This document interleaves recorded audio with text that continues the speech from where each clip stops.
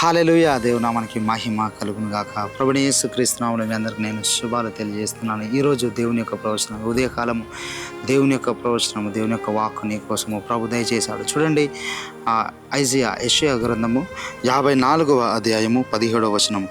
నీకు విరోధంగా రూపింపబడిన ఏ ఆయుధమును వర్ధిల్లదు. హల్లెలూయా.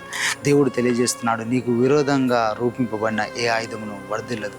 ఈరోజు మీరు అనుకుంటూ ఉన్నారేమో, మా బంధువుల్లో శత్రువులు ఉన్నారు, మా యొక్క తెలిసిన వారిలో శత్రువులు ఉన్నారు, మా కుటుంబ సభ్యుల్లో శత్రువులు ఉన్నారు, సొంత నా అన్నవారే నాకు శత్రువులుగా పని చేస్తున్నారని మీరు అనుకుంటున్నారా? మీరు బాధపడుతున్నారా? అయితే దేవుడు సెలవిస్తున్నాడు, వారు ఎంత మాత్రము వర్ధిల్లరు. ఎందుకంటే దేవుడు నీ పక్షమున నిలబడి ఉన్నాడు. దేవుడు నీ పక్షమున నిలబడి నీ కొరకు ఆయన నిలబడి ఉన్నాడు కనుక నీవు దిగులు పడవలసిన అవసరం లేదు. ఏ సమస్య ఈరోజు నీ దాడి చేస్తుంది? చూడండి, ఇన్ని సంవత్సరాలుగా సాతానుడు నీకు వ్యతిరేకంగా నిలబడ్డాడు. ఇన్ని సంవత్సరాలుగా సాతాను నీకు వ్యతిరేకంగా నిలబడ్డాడు.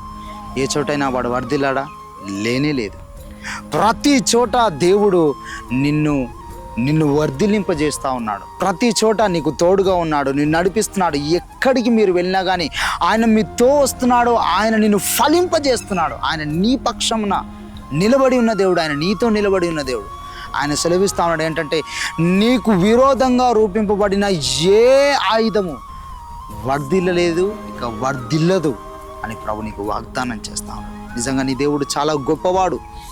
నీ కొరకు ఎవరైనా విరోధంగా లేస్తూ ఉంటే, లేదంటే నిన్ను నష్టపరచాలని అనుకుంటుంటే, నిన్ను మోసం చేయాలనుకుంటుంటే, దేవుడు ఎలాగూ వారిని చూస్తూ వదిలేస్తారని మీరు అనుకుంటున్నారు. ఫర్ ఎగ్జాంపుల్, మిమ్మల్ని నష్టపరిచే అధికంగా వేరే వ్యక్తులు మీరు అనుకుంటున్నారా? వారు బాగున్నారు, వారు అన్ని విధాలుగా బాగున్నారని మీరు అనుకుంటున్నారా? కానీ దేవుడు సెలవిస్తున్నాడు ఏంటంటే, ఖచ్చితంగా మరలా తిరిగి వారు నిన్ను నష్టపరిచిన దానికంటే దేవుడు వారి ద్వారానే తిరిగి నీ నష్టానికి రెండింతలుగా ప్రభునికి ఇవ్వబోతున్నాడు. యోబు నష్టపోయాడు, యోబు రెండింతలుగా పొందుకున్నాడు.